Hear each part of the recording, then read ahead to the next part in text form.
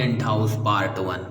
साहब वो घर तो बहुत दिनों से खाली पड़ा है और उस घर में कोई भी रहना नहीं चाहता। सुना जाता है कि यह एक औरत ने इस घर में फांसी लगा कर मर गई थी। आज भी उसकी आत्मा उस घर में भटकती है। तुम ये बेफिजूल की बातें करना बंद करो। आत्मा कुछ नहीं होती हैं, राघव ने टैक्सी ड्राइवर को टपटते हुए कहा। राघव का पिछले हफ्ते ही माला गांव में तबाला हो चुका था। पूरे हफ्ते नया घर तलाशने के बाद एक ही घर इसे मिला था जो कि बिकाऊ था, तो उसने जल्द ही वह घर खरीदने लिया। वह अपनी बीवी और 2 बच्चों के साथ उसी घर में शिफ्ट होने का निर्णय लिया। राघव का 9 साल का बेटा सहित और 1 साल की बेटी डॉली पीछे की सीट पर बैठे ड्राइवर की बातों को ध्यान से सुन रहे थे। थोड़ी देर बाद डॉली ने सुनीता से पूछा, मम्मी क्या सच में भूत होता है? राघव की बीवी सुनीता की उन्हीं बच्चों के बाद साथ पीछे की सीट पर बैठी थी। सुनीता ने दोनों बच्चों को समझाते हुए कहा, नहीं बच्चों, भूत नहीं होता है, अंकल तो कहानी सुना रहे थे। राघव ने एक बार फिर ड्राइवर से कहा, ये सब कहानियाँ बनाना बंद करो, बच्चे डर जाते हैं। साहब मैंने जो बातें सुनी थी वह आपको बता दी, अब आगे आपकी मर्जी, ड्राइवर ने राघव से कहा। शाम का समय हो गया था, सूरज ढलने को था, लेकिन अभी भी हल्की सी धूप खिली थी। राघव ने ड्राइवर से पूछा, अभी और कितना समय लगेगा? बस पहुंच ही गए हैं साहब, ड्राइवर ने जवाब दिया। थोड़ा और समय लगेगा। जाने के बाद एकाएक ड्राइवर ने टैक्सी रोक दी और कहा, लो साहब आपकी मंजिल आ गई।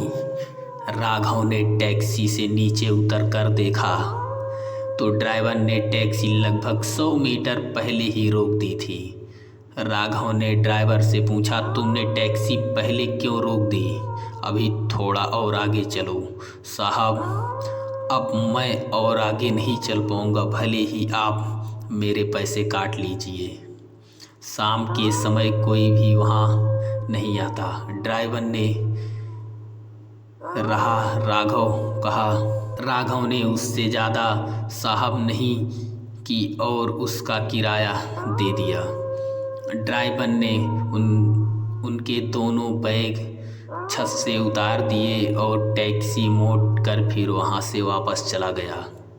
सड़क बिल्कुल सुनसान हो गई थी, दूर दूर तक कोई भी नज़र नहीं आ रहा था। सूरज भी डूब चुका था।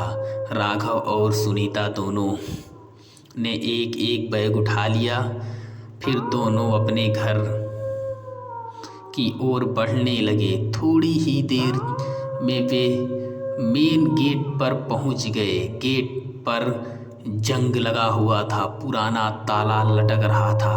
तभी ना जाने कहां से उनके पास एक बुढ़िया औरत आ गई, हाथ में लाठी लिए। उसके बाद उलझे हुए थे, चेहरे पर काफ़ी झुर्रियाँ पड़ी हुई थी, उसके बाल उलझे पड़े थे। लगभग 90 साल की वो होगी। उस बुढ़िया औरत ने उनसे पूछा, तुम लोग कहाँ जा रहे हो? राघव ने उसे बताया, हम लोग तो इस घर में रहने के लिए आए हैं। उस बुढ़िया औरत ने जैसे ही यह बात सुनी, वह जोर जोर से कहने लगी, लौट जाओ, यहाँ से लौट जाओ, वह किसी को नहीं छोड़ेगी। यहाँ जो कोई भी आता है वह जिंदा वापस लौट कर नहीं जाता। तुम सब मारे जाओगे, लौट जाओ, यहाँ से लौट जाओ, अभी भी समय है, वापस चले जाओ। तभी उस घर की गए चौकीदार राम सिंह वहाँ आ गए और उसने उस बुढ़िया औरत को वहाँ से भगाते हुए कहा, चल बुढ़िया निकल यहाँ से, भाग कुछ भी बकती रहती है, पागल कहीं की। साहब आप इसकी बातों पर ध्यान मत दीजिए, ये पागल बुढ़िया है, कुछ भी बकती रहती है, आप घर में चलिए। राम सिंह ने जंग लगी सरियों से बने गेट पर लटक रहे ताले को खोलते हुए कहा। दरअसल राम सिंह ही उस घर की देखभाल रखता था और वहाँ माली का भी काम करता था। राम सिंह ने गेट खोला। घर काफ़ी पुराना लग रहा था। धूल और पत्तों से सारा घर ढका हुआ था। उस घर के आसपास कोई दूसरा घर भी नहीं था। दूर दूर तक केवल जंगल ही जंगल था। राम सिंह ने दोनों बैग अपने हाथों में उठा लिया। अंदर जाकर दरवाज़ा खोल दिया। राम सिंह घर में चला गया। पीछे पीछे वे चारों लोग भी अंदर चले गए। घर के अंदर उनकी आवाज़ गूंज रही थी। सारे घर को मकड़ियों ने अपना घर बना रखा था। राम सिंह ने फिर उनका कमरा दिखाया जो कि ऊपर वाले फ्लोर पर था। उसने जैसे ही गेट खोला वैसे ही फर्श से 2 कबूतर कमरे से बाहर उड़ गए। सारा सामान बिखरा पड़ा था। पूरे कमरे में धूल ही चादर बिछी थी। राम सिंह ने बैग उनके कमरे में रख दिया और उनसे कहा, साहब आप लोग अपना सामान व्यवस्थित तरीके से रख लीजिए, तब तक मैं खाना का कुछ इंतज़ाम करता हूँ। राम सिंह चला गया। उन्हें पूरे घर को साफ करना था, इसलिए उन्होंने कमरे से शुरुआत की और वे लोग तुरंत ही काम पर लग गए। थोड़ा ही देर में उन्होंने अपने कमरे को साफ कर लिया और सारा सामान व्यवस्थित तरीके से रख लिए। राम सिंह ने खाना लगा दिया था, इसलिए उनसे आवाज़ लगाई, मालिक नीचे आइए, खाना खा लीजिए। सभी लोग नीचे गए। राम सिंह ने सभी को खाना परोस कर खाना बहुत ही स्वादिष्ट भी बना था। सभी लोग खाना लगे। खाते खाते राघव ने राम सिंह से उन अफवाहों के बारे में पूछा तो राम सिंह ने कहा, क्या साहब आप भी इन लोगों को बातों में आ गए?